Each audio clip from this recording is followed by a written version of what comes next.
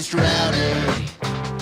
All right, everybody. Well, welcome to the Raised Rowdy Podcast, and my name is Kurt Ozan. I'm Nicky T. We have our guest, Dylan Gossett, today. Welcome up, dude. What's up, dude? Hey, welcome. Thanks for coming in. This is sick. Well, first and foremost, congrats on the release of Westward. Thank you, man. Thank you. Yeah.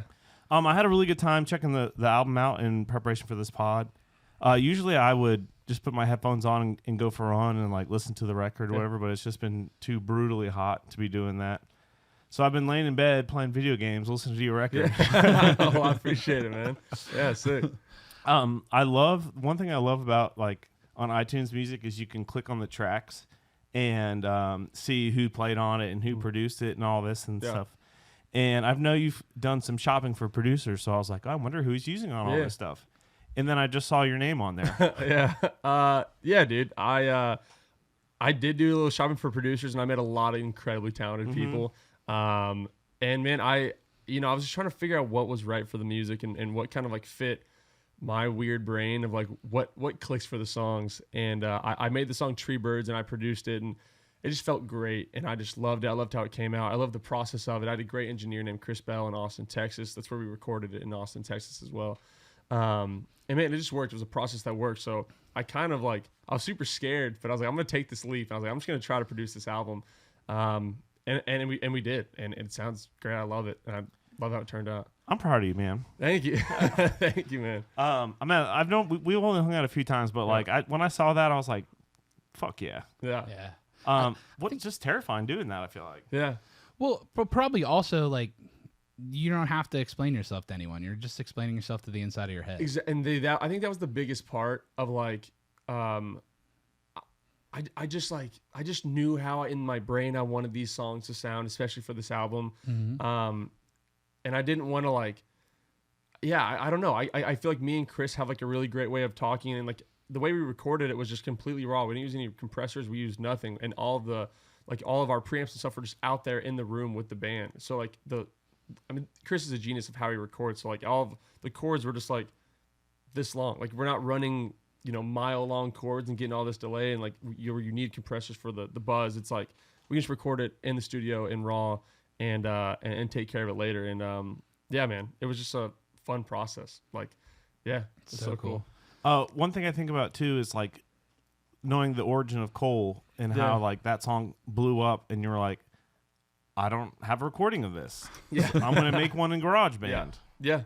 Is that kind of how your producer hat started to be donned? Yeah, I mean, I feel like the producer hat started, and also like, I'm sure I would go into a room with 10 other really talented producers, and I would not be able to speak their language. I just can't and won't. I never will. I don't. Whatever. Imposter syndrome. So you have that already. Yeah, it's a good start. Yeah. But welcome to the music industry. Yeah, dude. But man, dude, like when I was in elementary school, I would scooter over to my mom was a teacher, so I'd go to her middle school and she was teaching, and hop on her laptop on GarageBand and make beats and like always make stuff. I didn't know what I was doing, but I was making noises.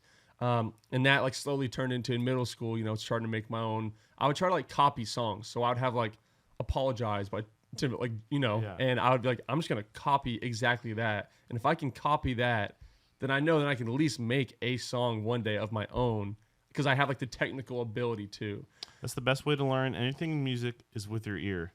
Yeah. Emulate it first, and then you innovate. Yeah. So and that's that, and then high school kind of came, and that's when I was on a basketball team, and a lot of my buddies liked rapping, and so we would invite guys over, and I'd record them and make a track, and like they would hop on, and we'd put it on SoundCloud or whatever.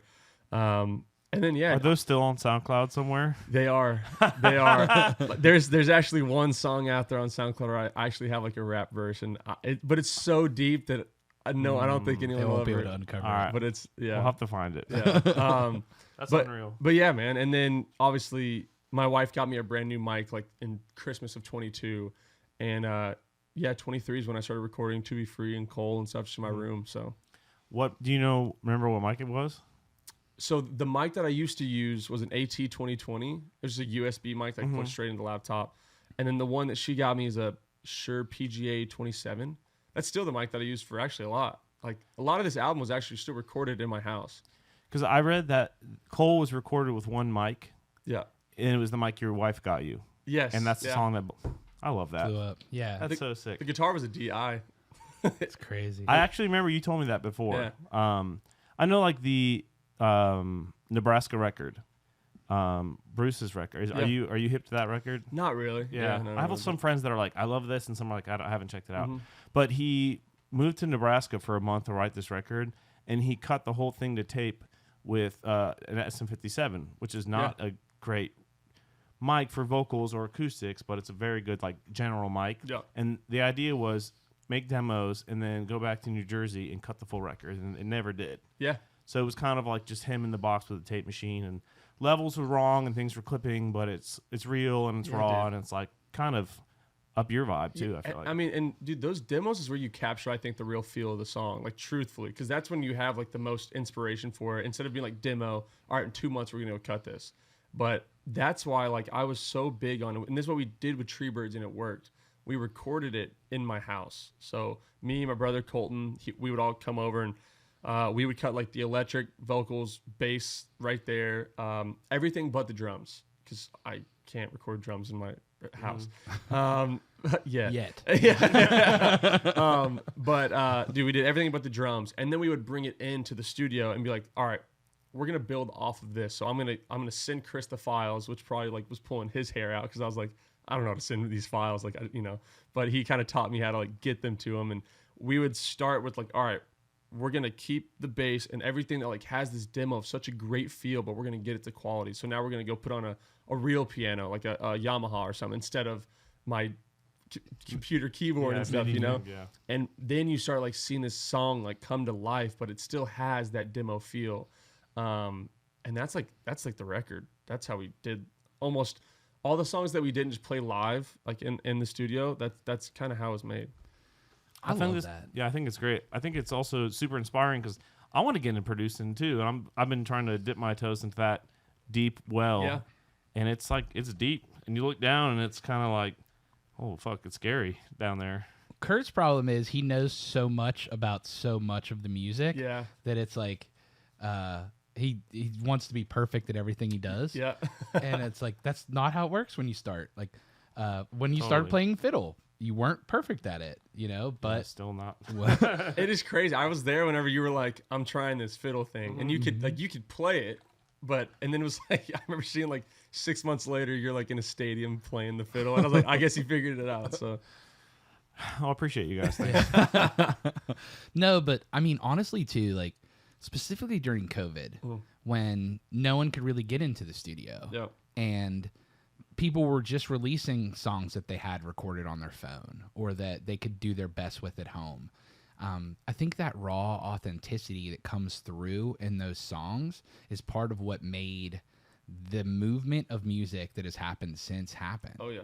You know, it's like that raw authenticity that you get when you hear a work tape for one of your favorite songs before it got cut, you know? Oh yeah.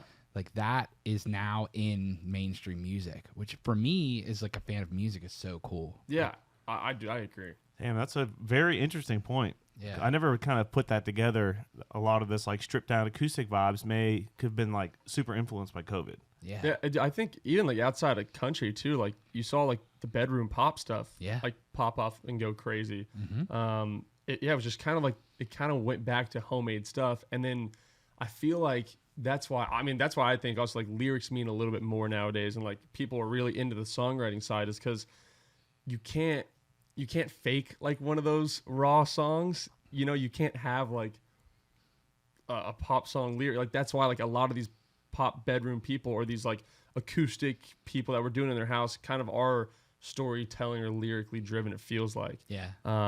So yeah, I think it's super cool. I do too. And I honestly feel like that's why everyone's kind of leaned into country. Yeah. Because the songwriting in country music has been a craft for so long. Absolutely. And now these people are like, wait, the lyrics do matter. You know? Yeah. When we were young, some of the rock lyrics, you're just like, hey, you're crazy, bitch. You know what I mean? Like, Yeah. You're worried about the vibe as much as you're worried about the content. Yeah. You know, you don't even know when you're a kid exactly what you're singing. Yeah. But now I think people more than ever, like you're talking about, are paying attention to what you're saying. Yeah. And dude, that's why I think like 70s music is so incredible and like so like it sticks. It's because the music is so good. Mm-hmm. But then you also like peel back the layers and the lyrics and like the musicianship and just everything was just so good. meaningful. And and it just feels like like a little bit of a swing back towards that, where people are really caring about records, and it's just cool. I think so too.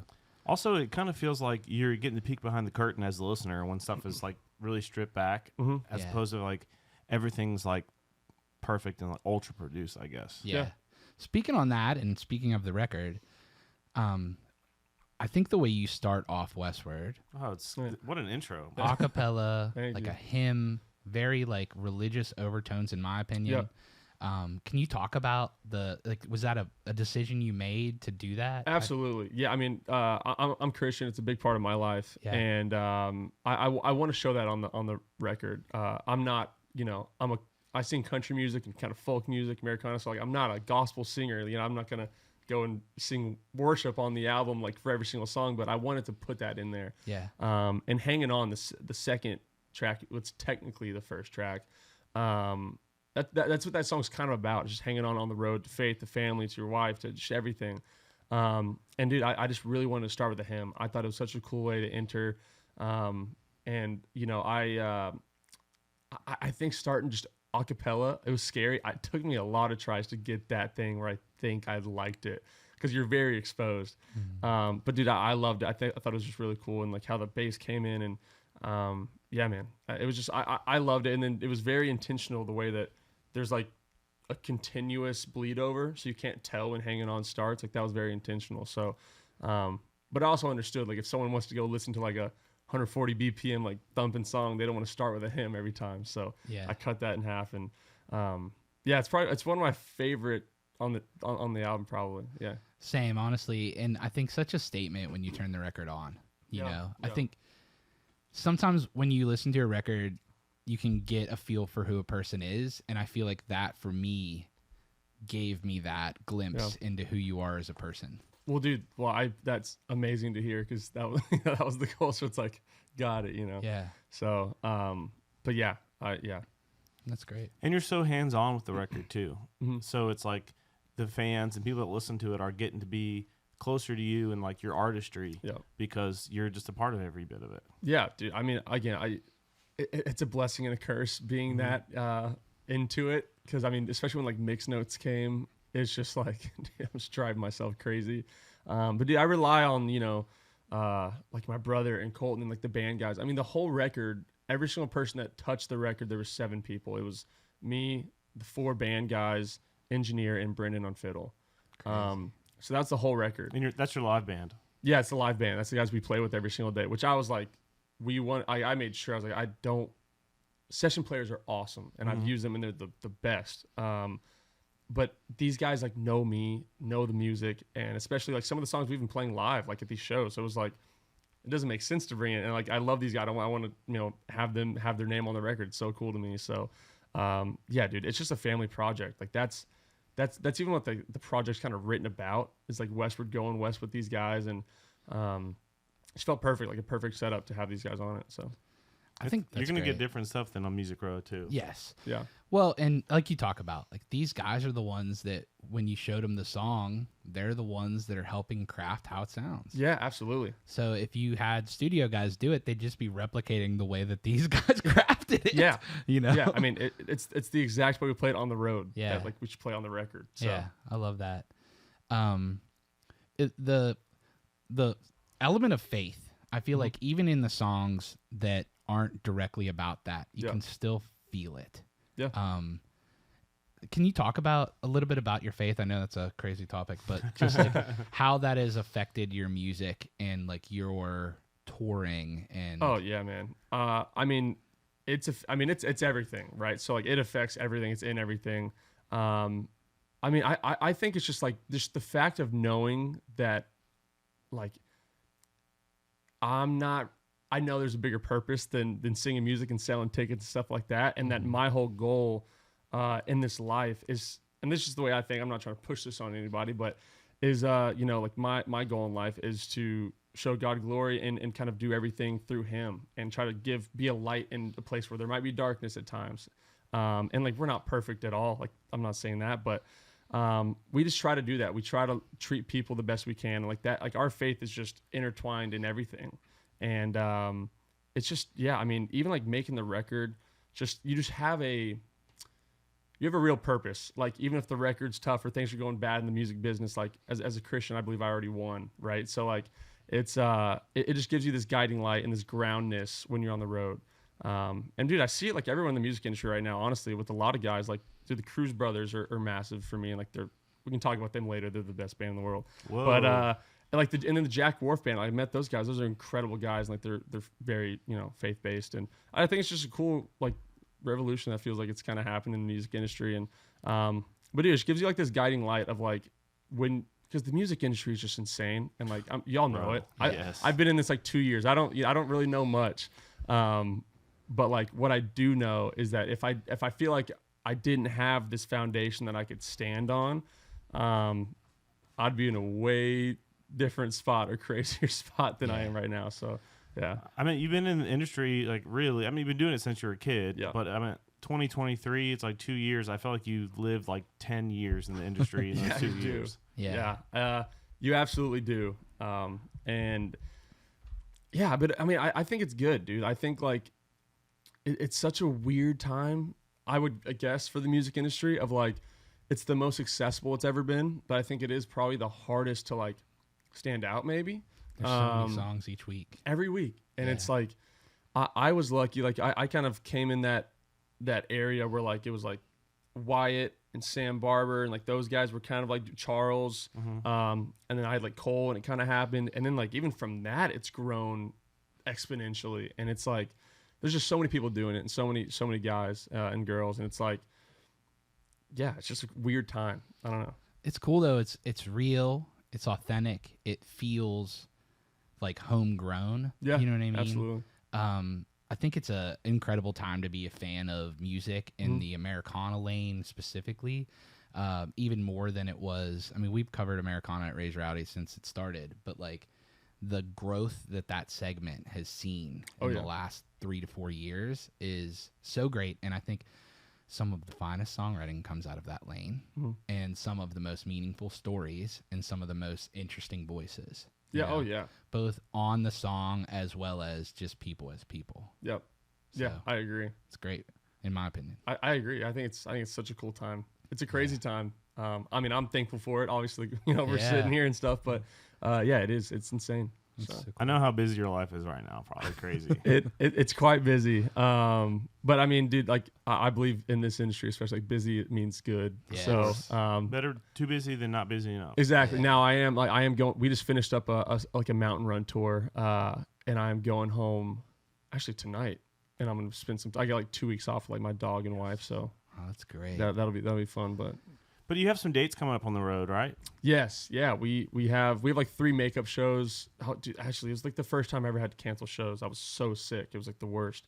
But Portland, Edmonton, and then Westward. Yeah, exactly. Going west, baby.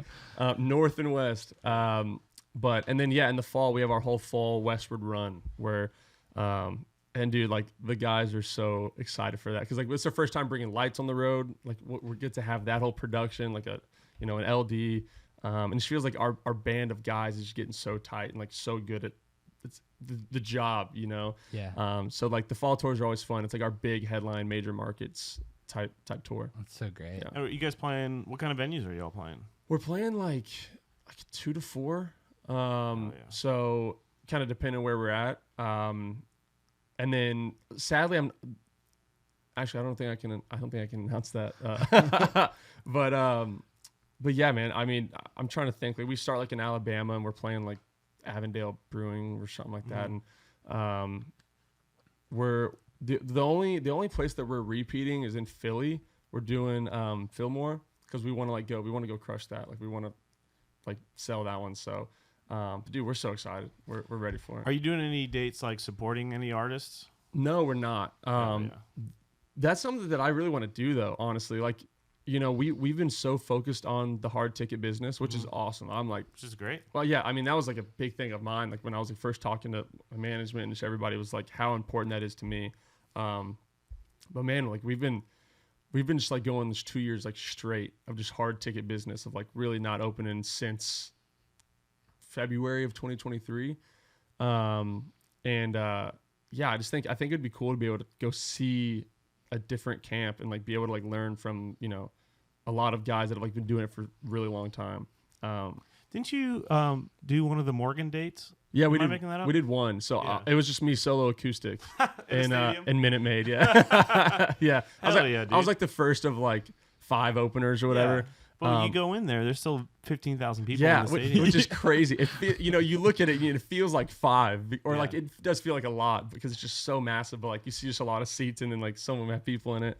But then yeah, it's like halfway full, but it's 15th. It's insane. So yeah. What was that experience like? Dude, I was nervous. It was just a pretty crazy call to get because I mean I'm from Texas, so like and Astros is my team. I'm not really a baseball guy, but if I had to choose, like I'll choose the guys that win a lot. Sure. You know, so better the Astros than the Yankees, I guess. absolutely, yeah. So dude, it was really cool. I got to meet him in Austin like the night before. It was super nice, and yeah, dude, just went up there and ripped like 25-minute solo like 6 songs or acoustic. something. It was my first ever time using in-ears. Oh God. Because I was like, I can't use a wedge in a No stadium. Like this is No. just so. Yeah, use in-ears and I liked it, and it was ever since then. So, but Did you use a click or anything? Or no, just no, raw? not solo acoustic. I don't. Now when we do band, we'll sometimes put on a click if we have like a really tight song or fast song. Yeah, But yeah, solo acoustic, just no click, just cool. just ears. Let it run, baby. Yeah, Yeah. so. I love that too. It's always interesting to me, like a guy like Ben Chapman, who we're buddies with. Like he played a main stage of a festival, and he just did wedges with no click or nothing. I was like, that's crazy. school. It's metal, dude. Like that's and like it has to just be so loud because like and how does like your guitar not feedback, like all that kind of stuff. But Yeah. I mean, And then you play in the stadium, then it's like if you want to go on the thrust and hang out with the fans, then it's like you gotta have wedges out there. yeah. Then you're hearing the wedge and then you're hearing the line array at the same Or you just time. gotta turn It's around and look at the delayed. drummer. Yeah. Trying to like watch his snare or something. Like I have in my ears, like we were on click. Yeah. So because it's like you go out there into the thrust and it's like I just turn my pack up when I go play a solo then. Yeah. So I walk out and because you hear the front of house and it's delayed. Yeah. And it's like I see these like clips of like Queen and stuff playing stadiums back in the day, like Wembley, or I'm like, how do they do that? They're not running out on the thrust. I'll Yeah. tell you that. I guess the only thing that I could think of would be like, and correct me if I'm wrong, but like, did their electrics used to go through the PAs, or were they like just amp walls behind them? I assume through the PA. but Okay. maybe so. I don't know. That'd be the only thing where I could think of being like, if they have like a massive amp wall that's like blasting music, maybe. But I agree. I'm with you. That'd be. Bro, talking about massive amp wall, I just saw AC/DC at Nissan. I put the first 5 seconds I put earplugs in. And I didn't take them out the entire show. It was so loud. But it was awesome. Yeah, it was awesome. I mean, I guess so that's sick. kind of you can't be AC/DC and be quiet. Like you can't have someone even thinking that it was quiet. Yeah, so it's like 90 decibels. You're like, no. Yeah, Rookie now we're numbers. gonna need 105. yeah, exactly. So I want to talk about a little bit. So, like, you've been talking about the shows and getting to do the headlining shows. Do you have any moments of like fan moments that have like kind of stuck out through that touring window? Like things you saw people do, or just like the first time that someone, you know? I mean, dude, the my favorite thing, like the thing that like gets me all emotional is like when I see like a kid on like a dad's shoulders or something like that, like cowboy hat, and he's like singing the words, and dude's like 5 or 6, you know. He's like, why the hell am I still cold? Yeah, I'm like, oh, you're 3. yeah. He's like, yeah, but he's just feeling it, you know. Stuff like that, dude, just makes everything so worth it. And like just seeing people sing, like seeing people cry and laugh and jump, like just that kind of stuff. And like what helps me a lot, like, dude, I mean, y'all know, like sometimes you'll go into a crowd and it's just kind of a dead crowd, and like you're playing a great show, you're playing great music, and the guys are giving it everything, but sometimes it's just like the room just doesn't really want to be electric at the time. But there's always fans in it that are. So like I will always key in on those fans, and I'm like, that dude's having the time of his life, like singing our songs. Like we're gonna give it to him tonight. You know, like we're gonna play to him, and it just helps a lot. I'm trying to think of like any specific craziness, dude. We have a very high energy show, and like it's a lot of fun. But I think I don't think we have any like least not one that I'm thinking of, like that sticks out in the crowd. I mean, like actually the craziest ones are overseas. Yeah. Like we one of the loudest and most insane shows we've ever been to is Manchester. We did like 2 just sold out shows there, and it was like just people just crowd surfing and just the whole crowd just jumping and moving. It's like that feels weird. You know, it feels like I'm like a soccer game or something. I remember when we were at that session, you were talking about, weren't you going to Australia? Is that, did I remember that correctly? Yeah, so I went to Australia 2 times in 2024, so last year. That's a lot of flying there, bud. Yeah, dude. So the very first time was with Noah Khan, so I was opening for him. That was solo acoustic as well, and that was to just his massive crowds, which I still think he has one of the craziest, best crowds of like singers I've ever heard. It's just so loud. They just sing everything? Everything, man. And I learned so much from him and his old crew and that culture. But did you fly all the way to Australia by yourself, or did my wife? Okay. So my wife just comes to everything, and that she can. We have a dog, so she stays home for some. Like if we're going to like, I'm not gonna just like dog on a city, but if we go to like one of those cities, that's just like, you don't want to come here. Like she'll stay home. Gary, but, Indiana, or something. Yeah, exactly. So sorry, Gary, Indiana. But yeah, I mean, but to that first flight, we were sitting in the back of the plane economy, like middle seat. Brutal. For like 17 hours. I've been there we multiple were just times. Like, but it was worth it. It was incredible. And then we went back. We went back to headline Australia in December of that same year. And dude, just incredible. Like just like salt of the earth people over there. Agreed. It's just so it feels like a greener, healthier America with better coffee. Yeah. Oh yeah, the best coffee, best orange juice, and it's like best breakfast in the world. Like it's just a great place. Yeah. So yeah. And country music's big over there. Massive. Oh yeah. Luke's biggest stream city is not Dallas, it's Sydney. Same. Crazy. Yeah. Sydney. A lot of people are that way. Yeah. Which is like, you're from Texas, so you would assume it's crazy. And Cappy told me, he's like, dude, we could have headlined Brisbane and played a sold out stadium show 10 nights in a row if we wanted to. Insane. Yeah, it's just like they're crazy over there. Yeah. Funny enough, I just had a meeting with someone from Australia who was like talking to us about like helping with some events for like their like program and stuff. They said they have like kind of a writer's camp over there that they do. They bring Dawsey over too, Jordan Dawsey, big loud guy. Okay. Yeah. And so they were talking to me about that, and we're talking about like having them kind of like help with some events and bring some more Australian people here. Yeah.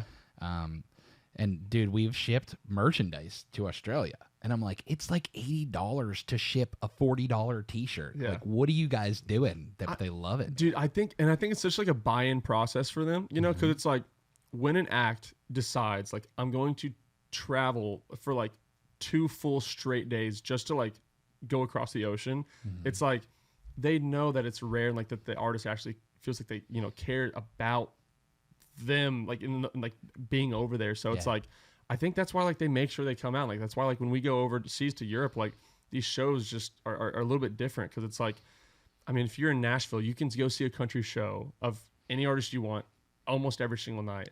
And like when you live in Birmingham, like, or you live in Brisbane or whatever it might be, it's like, okay, this country act is coming in 7 months. There's not a chance in the world we're gonna miss it. So it's just special. Like I think like they care so much about this kind of music, and it's like just show them a lot of care back. So. Yeah.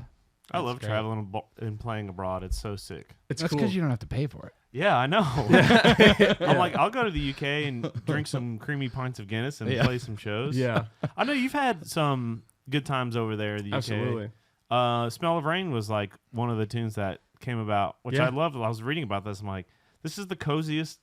Just tell a story. I got you. Okay. It's one of my favorite stories, to be honest with you. It was one of the best days of my life, like, to be honest with you. So I think it was the night before my first headline show ever. Wait, your first headline show overseas or was ever? in Dublin? No, forever. So was your first headline show ever overseas? Yes. That's crazy. First ever headline show was just me and my brother on electric in Dublin. So that was the first one ever. And I can't remember if it was like the night before or the night after, but I do know it was on our anniversary, February 25th. So we were like, we got to do something. I was working all day, and like just time kept getting away from us. And I was like, I was feeling horrible. And like Julia's still in a great mood because she's the best. And she was Brownie like, points all over this podcast, bro. Well, she was like, let's let's just find a city. Like, let's go outside of Dublin. Like, let's not be in the city. Let's try to find some. So she finds this like fishing village called Howth. And I'm saying that so wrong. Howth. Something like that. How do you spell it?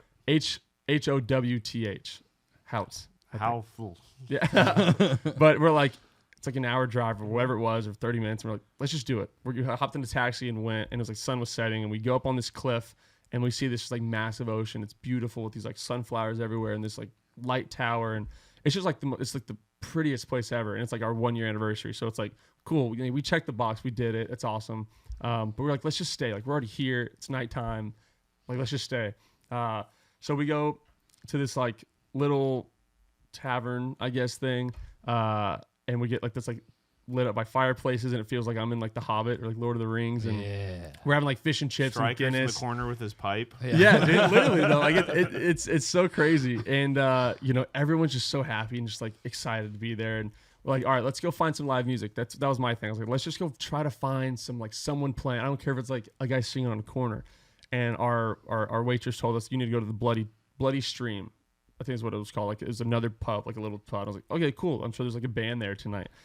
So we go over, and it's hard to find almost, but you get in there, and you're in a room maybe this size, cobblestone.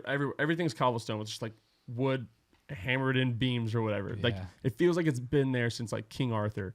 And you're like, this is so insane. And dude, like, there's just like the only heat you have is this massive fireplace at the front, and there's just like two guys in the corner. One name's Callum, and he's playing this like one string cigar box thing. The other dude's on like hitting his legs or like with like spoons, and I'm like, yeah, this is the spot. So we sit down, have a Guinness, get to talking, and dude, it's like every 15 minutes somebody comes in, and it's like they bring in a stand-up bass. I'm not kidding. Like, not like a guitar. They're bringing in, next guy comes in with a fiddle, or the next guy comes in with an instrument I've never seen in my life. What, and then squeeze box things. Yeah, and all of a sudden, dude, you have like 10 guys of like, one kid might be 13 years old and one dude's 80 years old, and they're all just playing like sometimes hits, like sometimes they're singing like Purple Rain, and then sometimes they're singing like these like Irish ballads that like the whole pub of like, again, like in here is probably like 20 people like stand up and just sing, and like we're just like in awe. And again, we're like, this is our 1 year anniversary. We're like, this is just the best day ever. But we get to talking and with the guy next to us, and he finds out that I'm a singer, and he doesn't know, no one in this place knows who I am or anything like that. And he's like, well, man, you should go sing. So I go sing like Cole, and like everyone's like automatically like, this is so cool. And I was like, just smile couldn't get off my face. And dude, they just kept like giving us Guinness. We're there until three in the morning. That's my dream. Like 3 in the morning, and it's like, dude, at this point, like, we have a dude that has a piano in the corner. We have what am I thinking of? Accordion. The tiny ones. Yeah. I forget what they call those little squeeze box things. Harmonicas. We have like these little like lute thing, like everything you can think of. And then Callum, the guy that's there, like he handmade this cigar box one string that he plays. It's like just his instrument, has a little pickup in it, and it's like, dude, it was insane. And every single time that we tried to leave, they would hand us another beer, and they're like, it's rude if you leave now. So we were there. It's like 3 in the morning, just drinking Guinness, singing these like Irish songs. And they found out it was our anniversary. So then they sang us this like wedding song. They like had us in the middle. Dude, it was like a movie. You just can't explain it. So we actually literally had to Irish goodbye, which I think that maybe is why they had, because I was like, if I tell these people we had to cancel like 3 taxis. If I tell these people I'm leaving, like, we're never leaving. So we like kind of sneak out, and we're like, thank y'all, love y'all, hopefully see y'all one day in the future. And we get out, we get in the taxi, and we're just like, what just happened? That was the best time ever.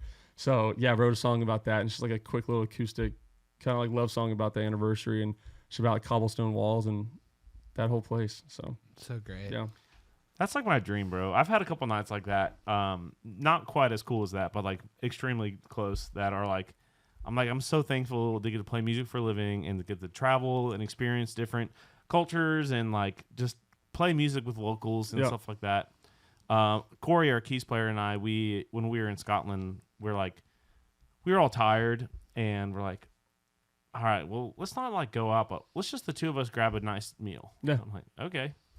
We go sit down at dinner, and we're like, well, should we have a bottle of wine? And then next thing you know, we're like at this pub with the fireplace and the dog in front of it, and it was like trad night in Scotland, so it was like 30 fiddle players and like bagpipes and all this stuff. And I'm like, I'm so glad I went out. Yeah, you know what I mean, dude? Like the culture over there is just so cool. Like you can also just see like it takes you so quickly. Like the culture is just like, it's just about like having a good time. A lot of it. So it's just like, it's so cool. Yeah, I love that. And you do well overseas, man. So it's like, win-win. It's like some shows, like we probably sell tickets quicker there than we do here. You know, like when we go back to London and Dublin, like it's incredible. I love it over there. Like obviously the hardest part is like finding food and stuff, like when you're on the road and in a Sprinter van or whatever. But it's worth it. It's cool. Yeah. So great. Why don't we get back to the record and touch on? Yeah.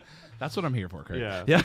Touch on maybe some of the songs off the record that you think like, or you hold closest to your heart. Yeah, dude, it's a hard question. I mean, like every single one of these songs is like, it is a story of mine, right? So like, or an experience that I've personally had, or just something. But I mean, we already talked about "Smell of Rain." That's a really, big one for me. I mean, like Back 40. There's a song called Back 40 that's kind of a little bit more rock leaning, and especially when we play it live, it's a lot more rock. So I'm excited to do like a live version of that one day. But that's like, I used to work in F1 at the racetrack in Austin, and I had like buddies that I used to work with named Nate and Trevor, and they were like the guys, like, and also Luke and Carter. Sorry, I need to put those guys in there too. A lot more guys, and now I feel bad.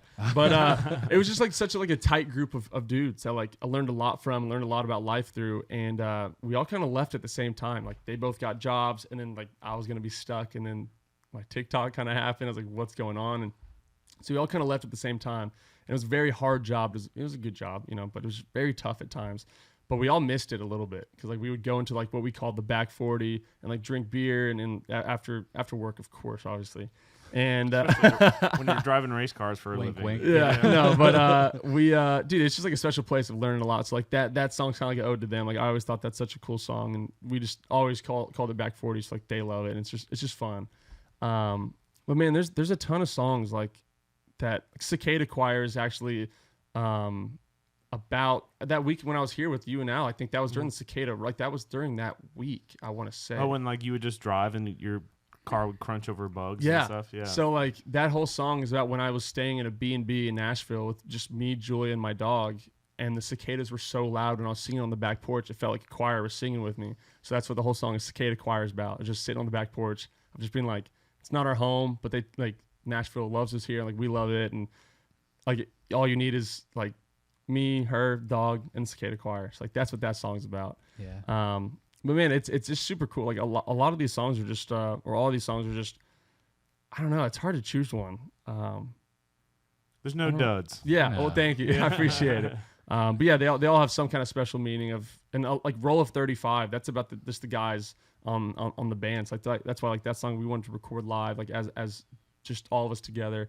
But we always carry around 35mm cameras.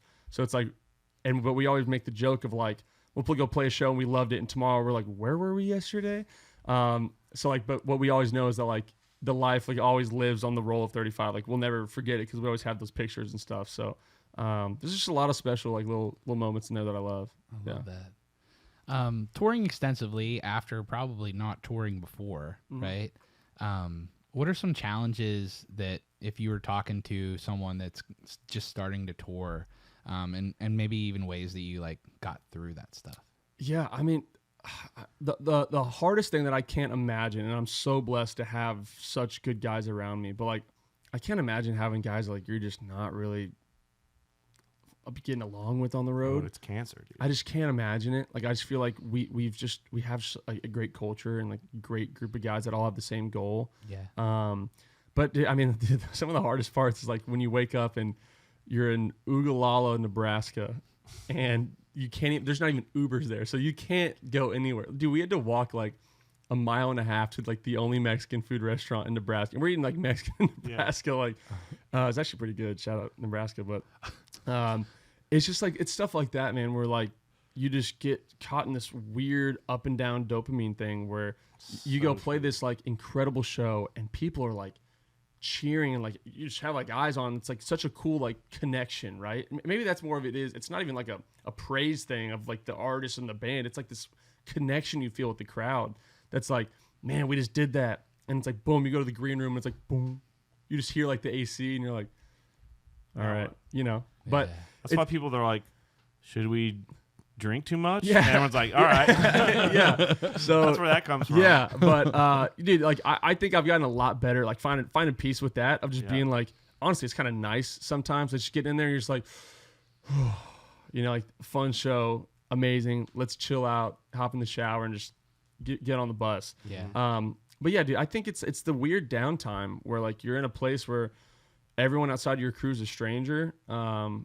And it's like, you know, you're missing home and you're just never in a situation that you're necessarily like the most comfortable in. You're always kind of like a little bit, not on edge. I don't want to be like everyone on the tour is always like, oh, you know, but it's like, you're not you don't home. have the comforts of home. There's no gym. Yeah. And it's like, you don't have your bed. And it's like, you got to watch TV on your phone and you're like, yeah. And also doing laundry. It's like, how do you do that? Laundry's always the hard one. Yeah, like laundry's you hard. have to pack up your clothes every single day, and living out of the suitcase is kind of annoying. Yeah.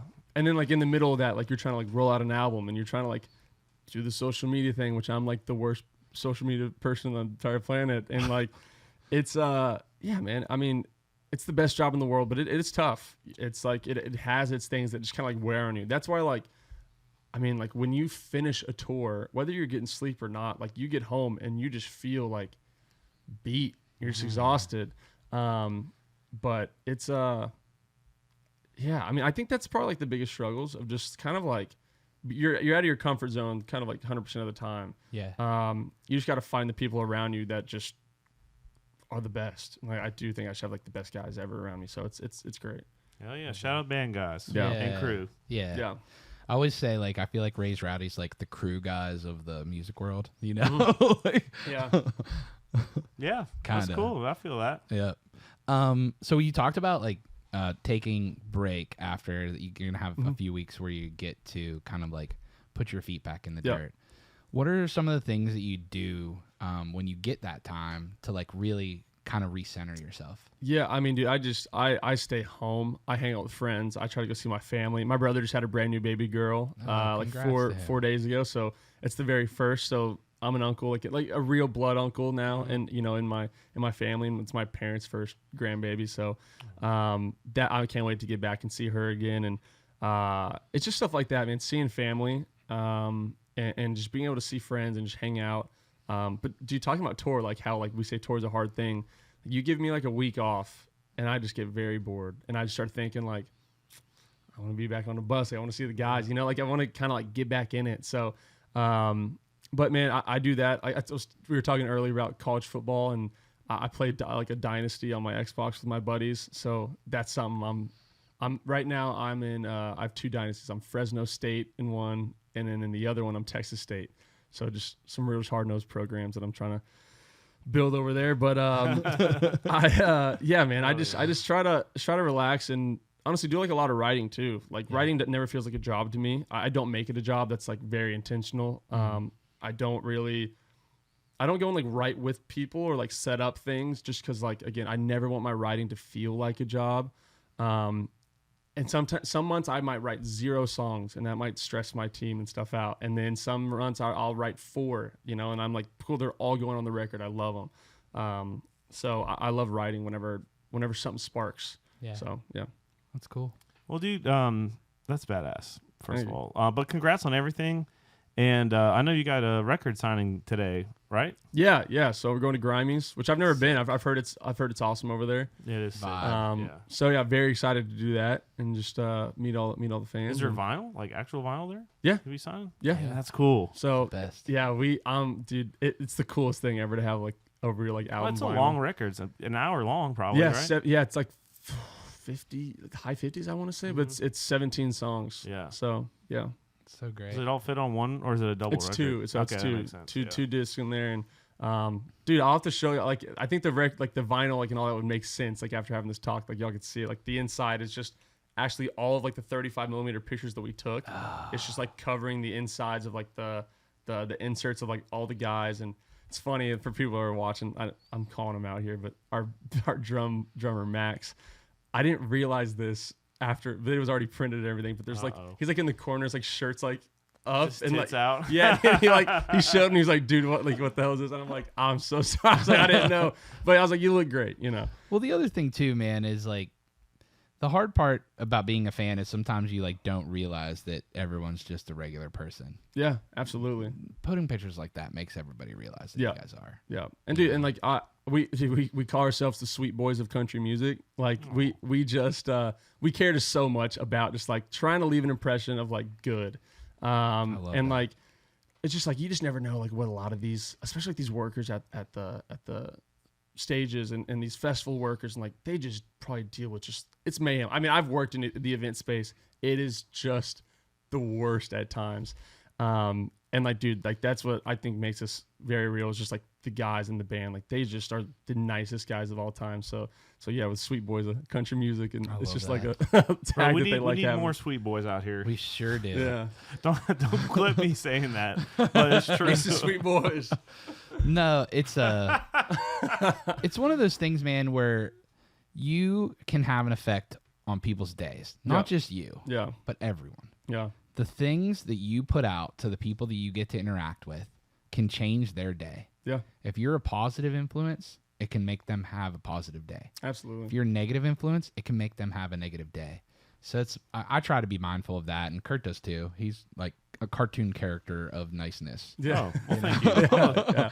Honorary sweet boy, hopefully. Yeah. Absolutely. Yeah. We're gonna expand the group. We just gotta like have like a little like, maybe get a little Facebook group going. Yeah. The Sweet Boys of country music. Or fantasy league or something. Yeah. But man, honestly, like that is as meaningful as the music is. Yeah, absolutely. You know, the way you treat people. I've heard someone say, I forget who it was, they said, as good as you are to people on the way up, that's how good they're going to be to you on the way down. Oh, yeah. And everything eventually goes down. Yeah. You know? There's a way down? Oh, fuck. Maybe not with Luke Combs. Yeah. Maybe not with Luke Combs, but you know what I mean. Yeah, like, absolutely. Eventually you won't be selling 75,000 tickets. You'll be selling 65,000. Yeah. You know? Yeah. Having to settle for 60. Yeah. But it's so meaningful, man. And the more you get to see of, like we talk about the industry stuff sometimes. Yeah. But the good people, when they're good, it's so meaningful. Yeah. So thank you for being a good person. Dude, it's easy to do. Hell yeah. And thanks for coming in and hanging with us. This is fun, man. Doing it in your time. And it's good to see you again, man. Yeah, It's been a minute. I know, dude. It has been. We've been talking about this for a while. So, dude, this was fun. We should do this again. Dude, we're down. I like it. Holler at your boys. Yeah. Just when you get another record, come on in. Absolutely. Yeah. Well, thanks so much for being here with us, man. Yeah. We appreciate you coming out here to Old Hickory and hanging out with us. Yeah. Thank you for having me. Absolutely. All right, boys. My name's Kurt Ozan. I'm Nicky T. And we'll see you on the front row. Thanks, dude. Yep.